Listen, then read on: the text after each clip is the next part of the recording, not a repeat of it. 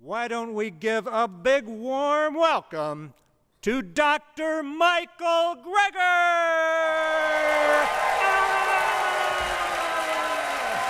There you go.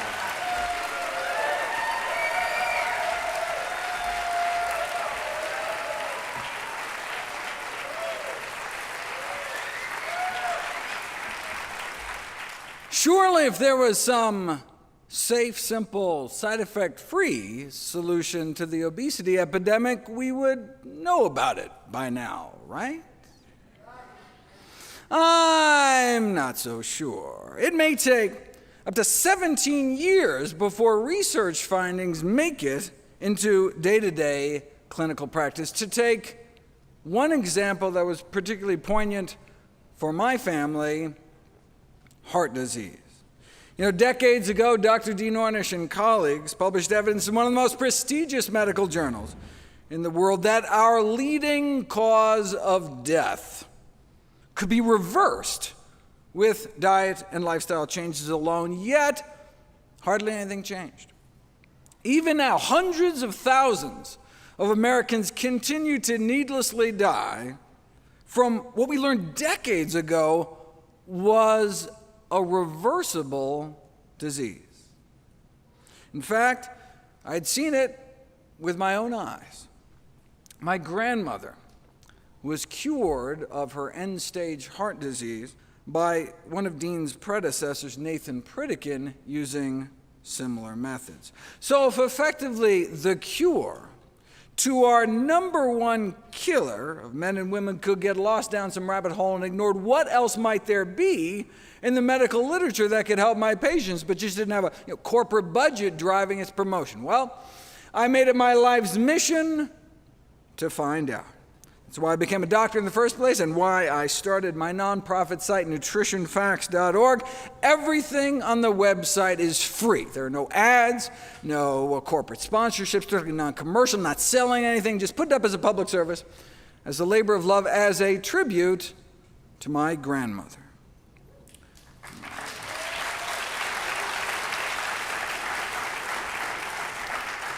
New videos and articles nearly every day on the latest in evidence-based nutrition. What a concept. Okay, so what does the science show is the best way to lose weight? If you want testimonials and before and after pictures, you have come to the wrong place. I'm not interested in anecdotes. I'm interested in the evidence. When it comes to making decisions as life and death important as the health and well-being of yourself and your family, there's really only one question. What does the best available balance of evidence show right now? The problem is that even just sticking to the peer-reviewed medical literature is not enough, as false and scientifically misleading, unsupported beliefs about obesity are pervasive, even in scientific journals. The only way to get at the truth, though, then, is to dive deep into the primary literature and read all the original studies themselves, but who's got time for that? There are more than 500,000 scientific papers on obesity, with 100 new ones published every day. Even researchers in the field might not be able to keep track beyond their narrow domain. But that's what we do at nutritionfacts.org. We comb through tens of thousands of studies a year, so you don't have to. Very nice. And indeed, we uncovered a treasure trove of buried data. Like today, I'll cover simple spices, for example, proven in randomized, double-blind, placebo-controlled trials to accelerate weight loss for pennies a day, but with so little profit potential, it's no wonder these studies never saw the light of day. The only profiting I care about, though, is your health.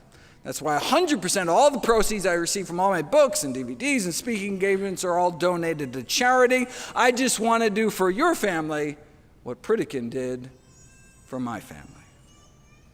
But wait, isn't weight loss just about eating less and moving more? I mean, isn't a calorie a calorie? That's what the food industry wants you to think. The notion that a calorie from one source is just as fattening as any other is a trope broadcast by the food industry as a way to absolve itself of culpability. Coca-Cola itself even put an ad out there emphasizing this one simple common sense fact. As the current and past chairs of the Harvard's nutrition department put it, this central argument from industry is that the overconsumption of calories from carrots would be no different than the overconsumption of calories from soda. If a calorie is just a calorie, why does it matter what we put in our mouths? Let's explore that example of carrots versus Coca-Cola. It's true that in a tightly controlled laboratory setting, 240 calories of carrots, 10 carrots, would have the same effect on calorie balance than the 240 calories in a bottle of Coke. But this comparison falls flat on its face out in the real world. Right? You could chug those liquid candy calories in less than a minute, but eating 240 calories of carrots would take you more than 2.5 hours of sustained, constant chewing. Not only would your jaw get sore, but 240 calories of carrots is like 5 cups. You might not even be able to fit them all in, right? Our stomach is only so big. Once we fill it up, stretch receptors in our stomach wall tell us when we've had enough. But different foods have different amounts of calories per stomachful, right? Some foods have more calories per cup, per pound, per mouthful than others. This is the concept of calorie density, right? The number of calories in a given amount of food. 3 pounds is about what the average American eats in a day. As you can see, for example, oil is a high calorie density, meaning a high calorie concentration, lots of calories kind of packed into a small space. So drizzling just a tablespoon of oil onto a dish adds over 100 calories. For those same calories, you could have instead eaten about 2 cups of blackberries, for example, a food with a low calorie density. So these 2 meals have the same number of calories. You could swig down that spoonful of oil, not even feel anything in your stomach, but eating a couple cups of berries could start to fill you up. Right? That's why, yes, biochemically, a calorie is a calorie, but eating the same amount of calories in different foods can have different effects. The average human stomach can expand to fit about 4 cups of food. So a single stomach full of strawberry ice cream, for example, could max out our caloric intake for the entire day. For those same 2,000 calories, to get those same 2,000 calories from strawberries themselves, you'd have to eat 44 cups of berries, right? That's 11 stomachfuls. I mean, as delicious as berries are, I don't know if I could fill my stomach to bursting 11 times a day, right? So some foods are just impossible to overeat. They're so low in calorie density, right? You just physically couldn't eat enough to even maintain your weight. In a lab, a calorie is a calorie, but in life, far from it. Traditional weight loss diets focus on decreasing portion size, but these, we know these eat less approaches can leave people feeling hungry and unsatisfied. A more effective approach may be to shift the emphasis from restriction to positive eat more messaging of increasing intake of healthy, low-calorie density foods. But you don't know until you put it to the test. Very nice. Researchers in Hawaii tried putting people on more of a traditional Hawaiian diet with all the plant foods they could eat. Unlimited quantities of fruits, vegetables, whole grains, beans, and the study subjects lost an average of 17 pounds in just 21 days. Calorie intake dropped by 40%, but not because they were eating less food. They lost 17 pounds in 3 weeks eating more food, in excess of 4 pounds a day. How could that be? Because whole plant foods tend to be so calorically dilute, right? You can stuff yourself without getting the same kind of weight gain. They lost 17 pounds in 3 weeks eating more food. That's why in my upcoming new book, How Not to Diet, which I am very excited about. That's why low in calorie density is on my list of the 17 ingredients for an ideal weight loss diet. As noted before, Americans appear to average about 3 pounds of food a day. So if you stuck with mostly these foods, right, you can see how you can eat more food and still shed pounds. Right? A landmark study set to be published next month found that even when presented with the same number of calories and the same salt, sugar, fat, fiber, and protein, processed foods led to weight gain, 2 pounds gained over 2 weeks, and unprocessed foods led to weight loss, 2 pounds down in the same 2 weeks. Here's one of their processed food meals, which is probably healthier, actually, than what most people eat. Non-fat Greek yogurt, baked potato chips, sugar-free diet lemonade with a turkey sandwich has the same number of calories as this, with the unprocessed meal food folks were eating, a kind of a Southwest entree salad, black beans, avocados, nuts. See, that's the calorie density effect. Same calories, but there's just more food. No wonder it satisfied their hunger, and they ended up 4 pounds lighter in 2 weeks eating more food. So how can you decrease the calorie density of your diet? Well, just a quick peek at the two extremes should suggest two methods. Abandon added fats and add abandoned vegetables. Method number one, covertly put people on a relatively low-fat diet. They tend to lose body fat every day, even though they can eat as much as they want. But if you instead give those same people the same meals, but this time sneak in enough extra fats and oils to change it to a high-fat diet, they gain body fat every day.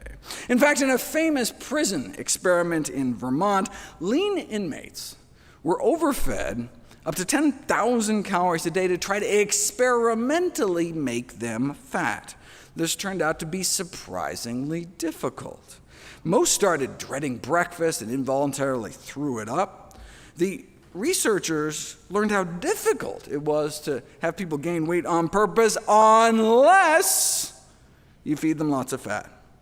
To get prisoners to gain 30 pounds on a regular diet, it took about 140,000 excess calories per a certain amount of body surface area. To get the same 30-pound weight gain just by adding fat to their diets, all they had to do was feed them about an extra 40,000 extra calories. When the extra calories were in the form of straight fat, it took as many as 100,000 fewer calories to gain the same amount of weight.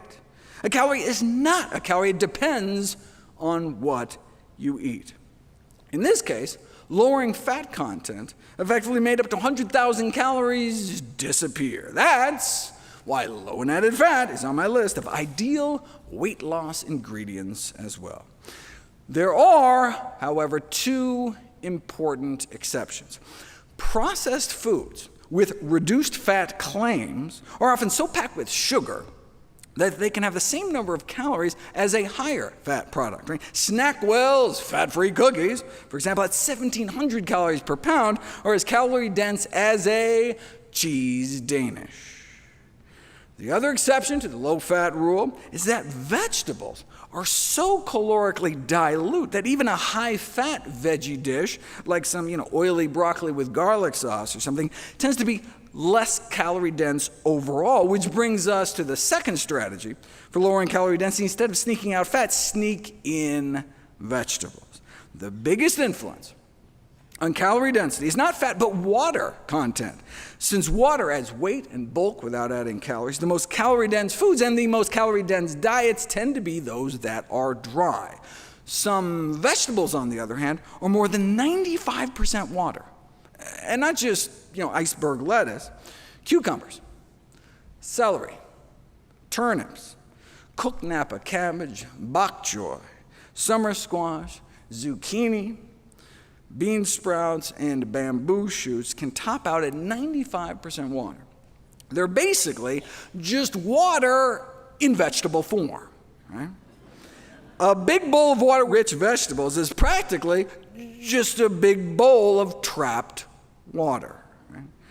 The effect on calorie density is so dramatic, the food industry wants in on the action. They figured they could use nanotechnology to structure a solid processed food similar to a celery stalk with self-assembled water-filled nanocells or nanotubes.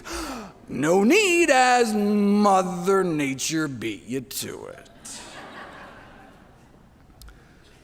When dozens of foods, common foods, pitted head-to-head for their ability to satiate appetites for hours, the characteristic most predictive was not how little fat or how much protein it had, but how much water it had. That was the number one predictor of how filling a food is. That's why high in water-rich foods is on my list too.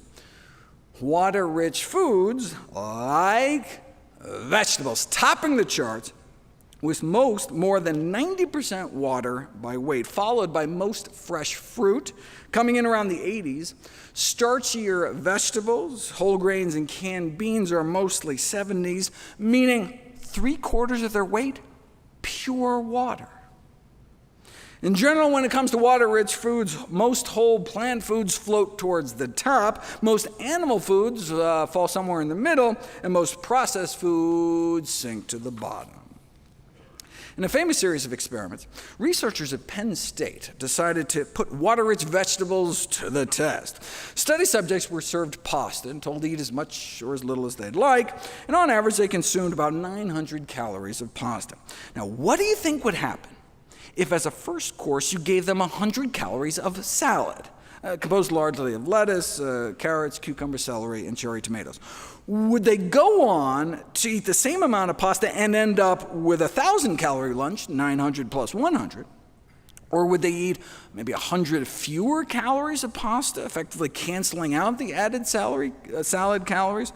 It was even better than that. They ate more than 200 fewer calories of pasta. Thanks to the salad, 100 calories in, 200 calories out. Right? So in essence, the salad had negative 100 calories. Preloading with vegetables can effectively subtract 100 calories out of a meal. Right? That's how you can lose weight, by eating more food. Of course, the type of salad matters. The researchers repeated the experiment, this time added a fatty dressing, extra shredded cheese, which quadrupled the salad's calorie density. Now, eating this salad as a first course didn't turn a 900-calorie meal into one with less than 800 calories. Instead, it turned it into a meal with calories in the quadruple digits. Right? It's like preloading pizza with garlic bread. Right? You can end up with more calories overall. Okay, so what's the cutoff? Studies on preloading show that eating about a cup of food before a meal decreases subsequent intake by about 100 calories. So to get a negative calorie effect, the first course would have to contain fewer than 100 calories per cup. Right? As you can see in the chart, this includes most fresh fruit and vegetables, but having something like a dinner roll would not work. But hey, give people a large apple to eat before that same pasta meal, and rather than consuming 200 calories less, it was more like 300 calories less. So, how many calories does an apple have? It depends on when you eat it. Before a meal, an apple could effectively have about negative 200 calories. You can see the same thing, giving people vegetable soup as a first course. Hundreds of calories disappear. One study tracked people's intake throughout the day, even found that overweight subjects randomized to pre-lunch vegetable soup not only ate less lunch, but deducted an extra bonus 100 calories at dinner too, a whole 7 hours later. Right? So the next time you sit down to a healthy soup, you can imagine calories being veritably sucked out of your body with every spoonful. Even just drinking 2 cups of water before a meal immediately caused people to cut about 20% of calories out of the meal, taking in more than 100 fewer calories. No wonder overweight men and women randomized to 2 cups of water before each meal lost weight 44% faster. 2 cups of water before each meal, 44% faster weight loss. That's why so-called negative calorie preloading is on my list of weight loss boosters, which are all the things I could find that can accelerate weight loss kind of regardless of what you eat the rest of the time. Negative calorie preloading just means that starting a meal with foods containing less than 100 calories per cup. That can include many fruits, vegetables, soup, salad, or simply a tall glass of water. Anything we can put on that first course salad to boost weight loss even further? Well, in my Amping AMPK section, I talk about ways to activate an enzyme known as the fat controller. Its discovery is considered one of the most important medical breakthroughs in the last few decades. You can activate this enzyme through exercise, fasting, and nicotine, but is there any way to boost it for weight loss without sweat, hunger, or the whole dying a horrible death from lung cancer kind of thing? Well, Big Pharma is all over it. After all, obese individuals may be unwilling to perform even a minimum of physical activity, wrote a group of pharmacologists, thus indicating that drugs mimicking endurance exercise are highly desirable. So, it's crucial that oral compounds with high bioavailability are developed to safely induce chronic AMPK activation for long-term weight loss and maintenance. But there's no need to develop such a compound since you can already buy it at any grocery store. It's called vinegar. When vinegar, acetic acid, is absorbed and metabolized, you get a natural AMPK boost. Enough of a boost to lose weight at a typical dose you might use dressing a salad? Well, vinegar has evidently been used to treat obesity for centuries, but only recently has it been put to the test. A randomized, double-blind, placebo-controlled trial on the effects of vinegar intake on the reduction of body fat in overweight men and women. The subjects were randomized to drink a daily beverage containing 1 or 2 tablespoons of apple cider vinegar, or a control drink, a beverage that developed to taste the same as the vinegar drink, but prepared with a different kind of acid, so it didn't have any actual vinegar in it. 3 months in, the fake vinegar group actually gained weight, as overweight people tend to do, whereas the genuine vinegar groups significantly lost body fat, as determined by CT scan. A little vinegar every day led to pounds of weight loss achieved for just pennies a day without removing anything from their diet. That's why one of my 21 tweaks to accelerate weight loss is 2 teaspoons of vinegar with each meal, either sprinkled on your salad or even just added to tea with some lemon juice or something. The beauty of the vinegar studies is that they're not just randomized controlled trials, but placebo-controlled trials. Some studies aren't controlled at all. Women asked to eat a ripe tomato before lunch every day for a month, lost about 2 pounds, but without a control group, you don't know if the tomato had anything to do with it. Just being enrolled in a weight loss study where you know they're going to come back and weigh you in a month can have people change their diets in other ways. Right?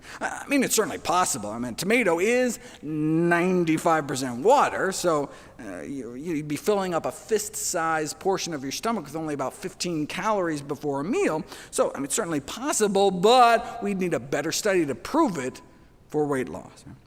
Stronger studies have control groups, at least. For example, randomize people to a weight loss diet with or without 1 to 2 cups of low-sodium vegetable juice, and those drinking the vegetable juice lose significantly more weight. Or split people into 2 groups and give half about 2 tablespoons of goji berries a day, and 45 days later, the goji group appeared to cut 2.5 inches off their waistline compared to no change in the control group.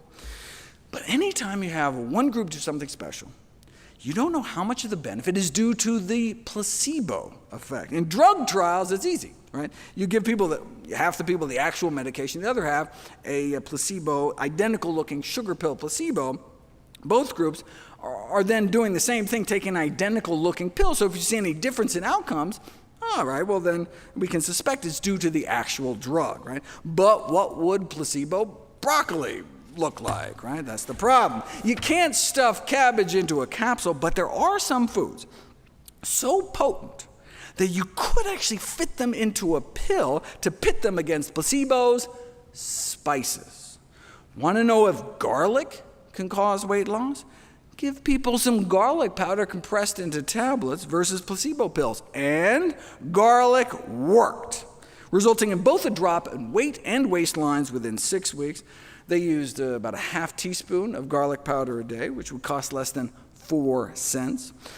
4 cents too steep? How about 2 cents a day? A quarter teaspoon of garlic powder a day. About 100 overweight men and women randomized a quarter teaspoon worth of garlic powder a day or placebo, and those unknowingly taking that 2 cents worth of garlic powder a day lost about 6 pounds of straight body fat over the next 15 weeks.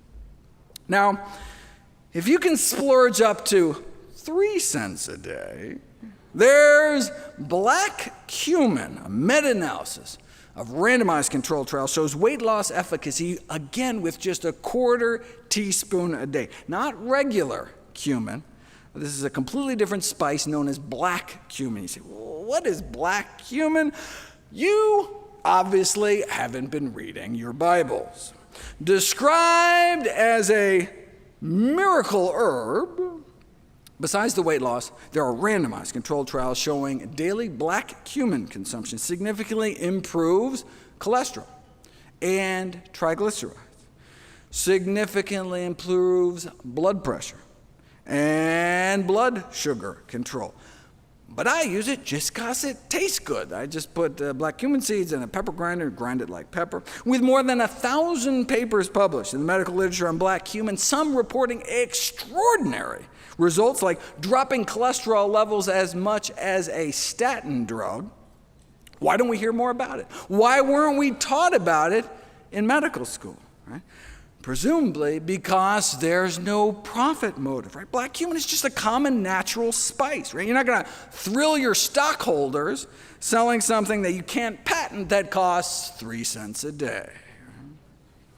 Or you can use regular cumin, the second most common popular spice on earth. Those randomized a half of a teaspoon at both lunch and dinner over 3 months, lost 4 more pounds and an extra inch off their waist, found comparable to the obesity drug known as Orlistat. That's the anal leakage drug you may have heard about. Though the drug company evidently prefers the term fecal spotting to describe the rectal discharge it causes. The drug company's website offered some helpful tips, though. It's probably a smart idea to wear dark pants and bring a change of clothes with you to work. You know, just in case their drug causes you to crap your pants at work. I think I'll stick with the cumin. Cayenne pepper can counteract the metabolic slowing that accompanies weight loss and accelerate fat burning as a bonus. Ginger powder, over a dozen randomized controlled trials starting at just a quarter teaspoon of ground ginger a day, showing significantly decreased body weight at just pennies a day, proven in placebo-controlled trials to work, but you probably never heard about any of this because they can't make enough profit. Don't get me started. Let me go back to the Coke versus carrots example. A calorie is not a calorie because drinking this is not the same as eating this. But even if you consume the same number of calories, chewed for hours to pack in all those carrots, a calorie may still not be a calorie because it's not what you eat, it's what you absorb. And as anyone who's ever eaten corn can tell you, some bits of vegetable matter can pass right through you. A calorie may still be a calorie circling your toilet bowl, but flush calories aren't going to make it onto your hips. Right? That's where fiber comes in. If you bump people's fiber intake up, even to just the recommended minimum daily intake, they start losing weight because they experience about a 10% drop in daily caloric intake. Why should more fiber mean fewer calories? Well, of course, first it adds bulk without adding calories. Cold-pressed apple juice, for example, is basically just apples minus fiber, and you could chug a bottle of juice in a couple of seconds. But, to get the same number of calories, you would have to eat about 5 cups of apple slices, and that's the difference fiber can make. But it's not just a calorie density thing. Imagine what happens next, right? The apple juice would get rapidly absorbed as soon as it's spilled out of your stomach into your gut, right? Spike your blood sugars, whereas the sugar trapped in the mass of chewed apple slices would be absorbed more slowly along the length of your intestines, right? Nutrients can only be absorbed when they physically come in contact with the side of your intestine, with your gut wall, right? Now, fiber never gets absorbed, right? So it can act as a carrier to dilute or even eliminate calories out the other end. And fiber doesn't just trap sugars, it acts as a fat and starch blocker too. Those on the standard American diet lose about 5% of their calories through their waste every day. But on a higher fiber diet, we double that.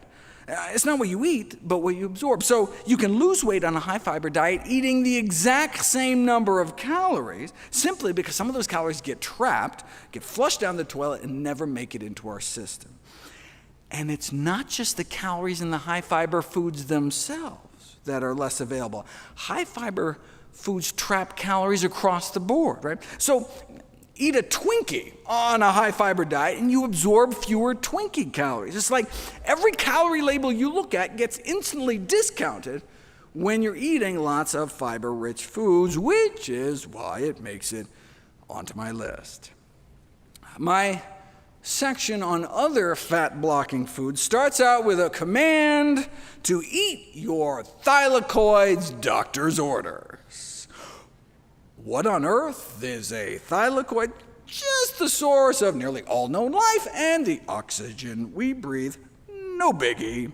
Thylakoids are where photosynthesis takes place, the process by which plants turn light into food. Thylakoids are the great green engine of life, microscopic sac-like structures composed of chlorophyll-rich membranes concentrated in the leaves of plants. When we eat thylakoids, when we bite into a leaf of spinach or something, those green leaf membranes don't immediately get digested. They last for hours in our intestines, and that's when they work their magic. Thylakoid membranes bind to lipase. Lipase is the enzyme in our body that our body uses to digest fat. So if you bind the enzyme, you slow fat absorption.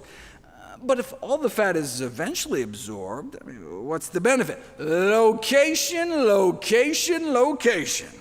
There's a phenomenon known as the ileal brake. The ileum is the last part of the small intestine before it dumps into your colon. And when undigested calories are detected that far down in your intestines, your body thinks, oh, I must be full from stem to stern, and puts the brakes on eating more by dialing down your appetite. This can be shown experimentally. You insert a 9-foot tube down people's throats and drip in any calories, fat, sugar, protein, and you can activate the ileal brake. So then you sit them down to an all-you-can-eat meal, and compared to the placebo group, who had just gotten a squirt of water down the tube, people eat about 100 calories less, right? You just don't feel as hungry. You feel just as full, eating significantly less. That's the ileal brake in action. This can then translate into weight loss. Randomize overweight women on a diet to green plant membranes, in other words, just covertly slip them some powdered spinach, and they get a boost in appetite-suppressing hormones, a decreased urge for sweets. Yes, indeed, spinach can cut your urge for chocolate. And boom, accelerated weight loss, all thanks to eating green, the actual green itself, the chlorophyll-packed membranes in the leaves. Now, the researchers use spinach powder just so they can create convincing placebos, but you can get just as many thylakoids eating about a half a cup of cooked greens, which is what I recommend people eat 2 times a day in my Daily Dozen checklist of all the healthiest of healthy things I encourage people to fit into their daily routine. In the Journal of the Society of Chemical Industry, a group of food technologists argue that given their fat-blocking benefits, thylakoid membranes could be incorporated into functional foods as a new promising appetite-reducing ingredient, or You can just get them the way Mother Nature intended. Which greens have the most? You can tell just by looking at them. Because thylakoids are where the chlorophyll is, the greener the leaves, the more potent the effect. So go for the greenest green greens, the darkest green greens you can find. Where I shop, that's the lacinato, aka dinosaur kale. Now, if you overcook greens too long, right? You know how they turn that drab olive brown? That's the thylakoids physically degrading. But blanched for 15 seconds or so in steaming or boiling water, you know how greens can get even brighter green? That actually translates into a boost in the fat blocking ability. So you can gauge thylakoid activity in the grocery store, in your kitchen with your own two eyes by going for the green. Though thylakoids eventually get broken down, fiber makes it all the way down to our colon. While it's technically true that we can't digest fiber, that's only applicable to the part of us that's actually human. Most of the cells in our body are bacteria, or gut flora, which weigh as much as one of our kidneys, as metabolically active as our liver, has been called our forgotten organ. And it's an organ that runs on MAC, microbiota accessible carbohydrates. So when you see me write, eat lots of Big Macs, I don't want anyone to get the wrong idea. MAC is just another name for prebiotics, right? What our good gut flora eat. In other words, fiber. There's that fiber again. What do our good bacteria do with the fiber? We feed them and they feed us right back. They make short-chain fatty acids that get absorbed from the colon into our bloodstream, circulate through our body, and even make it up into our brain. Right? It's like the way our gut flora communicates with us, dialing down our appetite, all the while increasing the rate at which we burn fat and boosting our metabolism at the same time, all thanks to fiber. Check this out. Put people on a brain scanner, show them a high-calorie food like a donut, and the reward centers in their brains instantly light up. But if you repeat the experiment, but this time secretly deliver fiber-derived short-chain fatty acids directly into their colon, you get a blunted reward center response. And subjects report that high-calorie foods just seem less appetizing, and subsequently ate less of an all-you-can-eat meal. Right?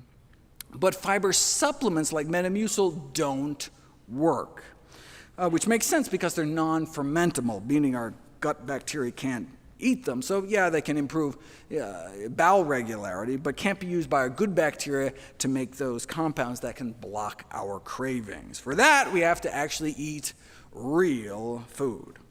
Our good gut bugs are trying to help us, right? But when we eat a diet deficient in fiber, we are in effect starving our microbial self.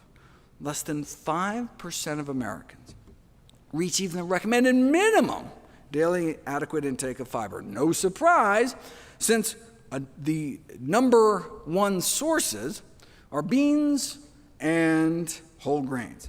And 96% of Americans don't even reach the recommended minimum intake of legumes, which are beans, split peas, chickpeas, and lentils. And 99% don't reach the recommended minimum for whole grains. Most people don't even know what fiber is. More than half of Americans surveyed think that steak is a significant source of fiber. However, by definition, fiber is only found in plants. There's zero fiber in meat, eggs, or dairy, and typically little or no fiber in processed junk, and therein lies the problem. But, wouldn't at least the protein in that steak fill you up? Surprisingly, even a review supported by the meat, dairy, and egg industries acknowledged that protein intake does not actually translate into eating less later on, whereas you eat a fiber-rich whole grain for supper, and it can cut your calorie intake more than 12 hours later at lunch the next day. You feel full 100 calories quicker the following day because by then, your good gut bugs are feasting on the same bounty and dialing down your appetite. Today, even our meat could be considered junk food.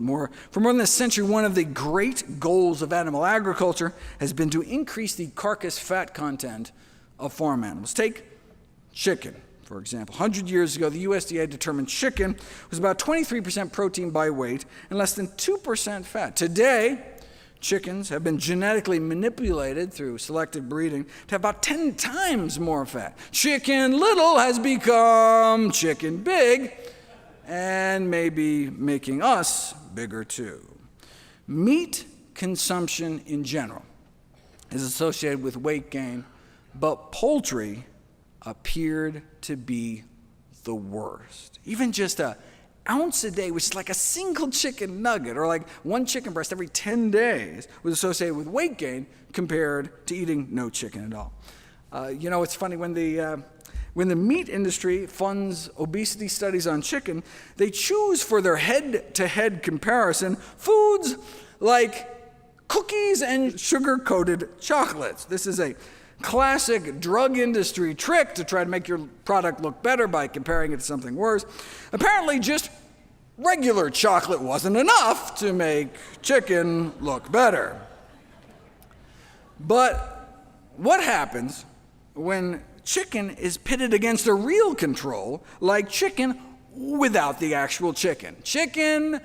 Chickens out. Both soy-based proteins and corn, which is a plant-based meat made from the mushroom kingdom, were found to have stronger satiating qualities than chicken. Feed people a chicken and rice lunch, and 4.5 hours later, they'd eat 18% more of a dinner buffet than had they instead been given a chicken-free chicken and rice lunch. These findings are consistent with childhood obesity research that found that meat consumption seemed to double the odds of school children becoming overweight compared to the consumption of plant-based meat products.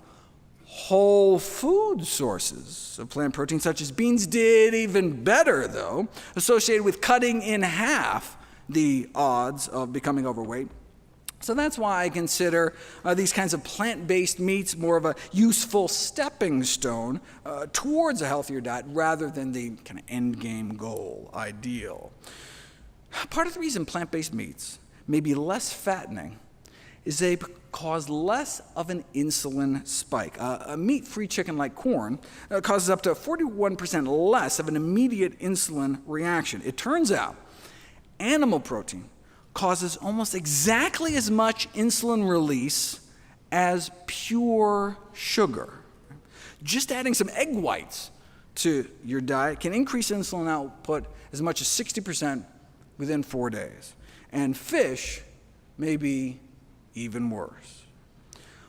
Why would adding tuna to mashed potatoes spike up insulin levels, but adding broccoli instead cut the insulin response by about 40%? It's not the fiber, since giving the same amount of broccoli fiber alone provided no significant benefit. So why does animal protein make things worse, but plant protein make things better?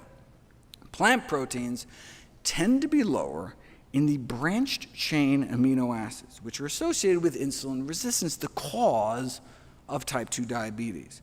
You can show this experimentally. Give some vegans branched chain amino acids, you can make them as insulin resistant as omnivores, or take some omnivores and put them even through a 48-hour vegan diet challenge, and within 2 days, you can see the opposite, significant improvements in metabolic health. Why? Because decreased consumption of branched chain amino acids improves metabolic health. Check this out. Those randomized to restrict their protein intake were averaging literally hundreds more calories a day, so they should have become fatter, right? But no, they actually lost more body fat. Restricting their protein enabled them to eat more calories, while at the same time they lost more weight, more calories, yet a loss in body fat. And this magic protein restriction, they were just having people eat the recommended amount of protein. So maybe they should have just called this group the normal protein group, or the recommended protein group, and the group that was eating more typical American protein levels and suffering because of it, the excess protein group. given the metabolic harms of excess branched-chain amino acid exposure, leaders in the field have suggested the invention of drugs to block their absorption, to promote metabolic health and treat diabetes and obesity without reducing caloric intake. Or we can just try not to eat so many branched-chain amino acids in the first place. They are found mostly in meat, including chicken and fish, dairy products, and eggs, perhaps explaining why animal protein is associated with higher diabetes risk, whereas plant protein appears protective. So defining the appropriate upper limits of animal protein intake may offer a great chance for the prevention of type 2 diabetes and obesity, but it need not be all or nothing. Even an intermittent vegan diet has been shown to be beneficial. If there was one piece of advice that sums up the recommendations in my upcoming book, it would be wall off your calories. Animal cells are encased only in easily digestible membranes, which allows the enzymes in our gut to effortlessly liberate the calories in a steak, for example. Right? Plant cells, on the other hand, have cell walls that are made out of fiber, which present an indigestible physical barrier, so many of the calories remain trapped. Now, processed plant foods, however, fruit juice, sugar, refined grains, even whole grains, if they've been powdered into flour, have had their cellular structure destroyed. Their cell walls cracked open, and their calories are free for the taking. But when you eat structurally intact plant foods, chew all you want, you're still going to end up with calories completely surrounded by fiber, which then blunts the glycemic impact, activates the ileal brake, and delivers sustenance to your friendly flora. So, bottom line, try to make sure as many of your calories as possible, your protein, your carbs, your fat, are encased in cell walls. In other words, from whole, intact plant foods. That's what nature intended to happen millions of years before we learned how to sharpen spears and mill grains and boil sugar cane. Our entire physiology is presumed to have evolved in the context of eating what the rest of our great ape cousins eat, plants. The Paleolithic period, when we started using tools, only goes back about 2 million years. We and other great apes have been evolving since back in the Miocene era, more like 20 million years ago. So for the first 90% of our hominoid existence, our bodies evolved on mostly plants. It's no wonder, then, that our bodies may thrive best on the diet we were designed to eat. So maybe we should go back to our roots. With enough portion control, anyone can lose weight, right? Lock someone in a closet, you can force them to lose as much body fat as you want. Chaining someone to a treadmill, probably have a similar effect. But what is the most effective weight loss regimen that doesn't involve calorie restriction or exercise or a felony? I scoured through the medical literature at all the randomized controlled trials, and the single most successful strategy to date is a diet of whole plant foods. The single most effective weight loss intervention like that ever published in the peer-reviewed medical literature, a whole food, plant-based diet. That works better than anything else studied to date, and no wonder, given what we just learned about fiber and branched-chain amino acids and all that. Okay. Now, I mean, we've known for more than 40 years that those eating predominantly plant-based diets weigh on average about 30 pounds less than the general population, but you don't know if it's the diet itself until you put it to the test. In 2017, a group of New Zealand researchers published the Broad Study, 12-week randomized controlled trial in the poorest region of the country with the highest obesity rates. Overweight individuals were randomized to receive either standard medical care or semi-weekly classes offering advice and encouragement to eat a low-fat diet centered around fruits, vegetables, whole grains, and legumes. And that's all it was, just empowerment and information, empowerment with knowledge. No meals were provided. The intervention group was merely informed about the benefits of plant-based living and encouraged to fit it into their own lives at home. No significant change in the control group, but the plant-based intervention group, even though there were no restrictions on portions, be able to eat freely all the healthy foods they wanted, lost an average of 19 pounds by the end of the 3-month study. 19 pounds, that's a kind of respectable weight loss, but what happened next, right? At the end of those 12 weeks, class was dismissed and no more instruction was given. The researchers were curious to see how much weight the subjects had gained back after being released from the study, so everyone was invited back at the 6-month mark to get reweighed. The plant-based group had left the 3-month study 19 pounds lighter on average, but 6 months later, they were only down about 27 pounds. They got better. The plant-based group had been feeling so good, both physically and mentally, had been able to come off so many of their medications. They were sticking to the diet on their own, and the weight continued to come off. What about a year later? Even in studies that last a whole year, where people are coached to stay on a particular diet for the entire year's time, by the end of the year, any initial weight loss typically tends to creep on back. The PROD study only lasted 3 months, yet after it was all over, those who had been randomized to the plant-based group not only lost dozens of pounds, but they kept it off. They not only achieved greater weight loss at 6 and 12 months than any other comparable trial. That was months after the study had already ended. Right? A whole food plant-based diet achieved the greatest weight loss ever recorded compared to any other such intervention published in the scientific literature. You can read the record-breaking study yourself for free in full at nature.com/articles/NUTD2173, or you can just point your phone camera up at the screen and pick off the QR code. Any diet that results in reduced calorie intake can result in weight loss. I mean, dropping pounds isn't so much the issue. The problem is keeping them off. Right? And a key difference between plant-based nutrition and more traditional approaches to weight loss is that people are encouraged on plant-based diets to eat ad libitum, meaning as much as you eat, as much as you want. No calorie counting, no portion control, just eating. Right? The strategy is to improve the quality of the food rather than restricting the quantity of the food.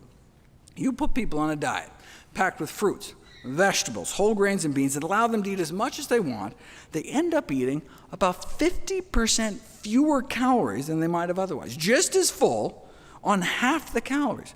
Wait, how can you keep people satisfied cutting more than 1,000 calories from their daily diet? By eating more high-bulk, low-calorie density foods, vegetables, fruits, whole grains, beans, and fewer calorie-dense foods like meats, cheeses, sugars, and fats. Right? But it may not just be the calories in side of the equation. Those eating more plant-based appear to effectively be burning more calories in their sleep. The resting metabolic rate of those eating more plant-based may be 10% higher or more, a boosted metabolism that can translate into burning off hundreds of extra calories a day more without doing a thing. Eating more plant-based, you burn more calories just existing. So no wonder why those who eat more plant-based tend to be slimmer. Start packing your diet with real foods that grow out of the ground, and the pounds should come off naturally, taking you down towards your ideal weight. Okay, so that's what I spent the first half of the book doing, laying out the optimum weight loss diet. Plant yourself. Then I spend the second half of the book on all the tools I unearthed to drive further weight loss for any stubborn pounds that remain. We already learned that a calorie is not necessarily a calorie. 100 calories of chickpeas, right, has a different impact than 100 calories of chicken or chiclets based on factors like absorption and appetite. But in this second half, I go a step further and explore how even the exact same foods eaten differently can have different effects. Even if you eat the same amount, even if you absorb the same amount, a calorie may still not be a calorie. It's not only what we eat, but how and when. Just to give you a taste, the exact same number of calories at breakfast are significantly less fattening than the same number of calories at dinner. What? I mean, that's just mind-blowing, right? Same calories, different weight loss. A diet with a bigger breakfast causes more weight loss than the same diet with a bigger dinner. So my recommendation to stop eating after 7 p.m. is not just because, I'm afraid people are mindlessly snacking on the couch or something. The same snack at night is literally more fattening than eating the exact same snack during the daytime. All thanks to our circadian rhythms, our chronobiology, something I spend a whole chapter about. Some of the sleep data is really crazy too. Overweight adults were randomized to 8 weeks of either a calorie-restricted diet or the same diet combined with 5 days a week of just 1 less hour of sleep a night. Now, they ended up sleeping an hour later on the weekend, so overall just cut 3 hours of sleep out of their week. Now, surely, it's 3 hours a week of sleep difference is not going to change how much weight they lost, right? And on the scale, that was true. But in the normal sleep group, 80% of the weight loss was fat, whereas in the group missing just a few hours of sleep, it was the opposite, with 80% of the loss being lean body mass, right? So, you snooze, you lose fat. Right? A few hours of missed sleep seemed to totally flip fat loss on its head, but just looking at the scale, you wouldn't know it. It's like when people fast.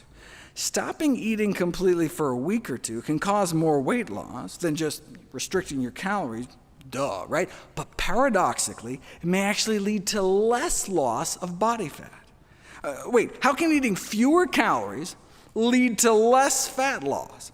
Because during fasting, your body starts cannibalizing itself and burning your own protein for fuel. The scale made it look as though they were doing better when they were fasting, but the reality is they were doing worse. They would have lost more body fat if they had kept eating. They would have lost more body fat eating more calories. Right?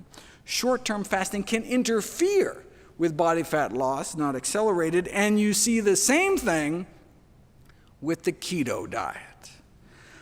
Body fat loss actually slows down when you switch to a ketogenic diet. Just looking at the bathroom scale, though, the keto diet seems like a smashing success, losing less than a pound a week on a regular diet to, boom, 3.5 pounds in 7 days after switching to keto. But what was happening inside their bodies told a totally different story. On the ketogenic diet, their rate of body fat loss was slowed by more than half. So most of what they were losing was water, but they were also losing protein. They were also losing lean mass. That may help explain why the leg muscles of CrossFit trainees placed on a ketogenic diet can shrink as much as 8% within 2 months. Of course, even if keto diets work, the point of weight loss is not to fit into a skinnier casket. Right? People whose diets even tend to trend that way appear to significantly shorten their lives. On the other hand, even just drifting in the direction of eating more healthy plant foods is associated with living longer, right? Those going the other way, though, those who start out more plant-based but then add meat to their diet at least once a week, not only appear to double or triple their odds of diabetes, stroke, heart disease, and weight gain, but may also suffer an associated 3.6-year drop in life expectancy. That's going from no meat to just once a week meat or more. Low-carb diets have been shown to impair artery function and worsen heart disease, whereas whole food plant-based diets have been shown to actually reverse heart disease. That's what Ornish used, right? So it appears to be the most effective weight loss diet, just so happens to be the only diet ever proven to reverse heart disease in the majority of patients, right? My grandma didn't have to die like that. No one's grandma has to die like that. If that's all a plant-based diet could do, reverse the number one killer of men and women, shouldn't that be the default diet until proven otherwise? And the fact that it can also be so effective in treating, arresting, or reversing other leading killers like type 2 diabetes and high blood pressure would seem to make the case for plant-based eating simply overwhelming. Only one diet has ever been shown to do all that, a diet centered around whole plant foods. You don't have to mortgage your health to lose weight. The single healthiest diet also appears to be the most effective diet for weight loss. After all, permanent weight loss requires permanent dietary change. I mean, healthier habits just have to become a way of life. And if it's going to be lifelong, you want it to lead to a long life. Thankfully, the single best diet proven for weight loss may just so happen to be the safest, cheapest way to eat for the longest, healthiest life. Thank you.